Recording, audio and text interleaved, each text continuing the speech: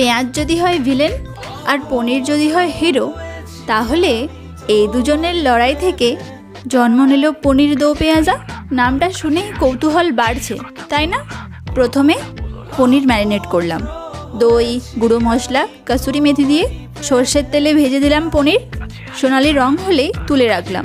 একই কড়াইতেই ঢুকলো গোটা গরম মশলা, কুচনো পেঁয়াজ, তারপর আদা রসুন বাটা।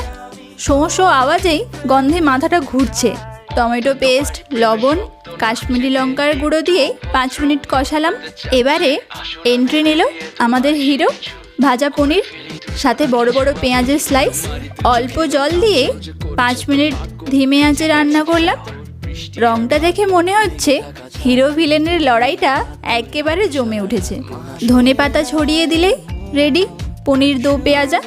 খেতে দিন গরম গরম পরোটা বা নানের সাথে, একেবারে হেভেন।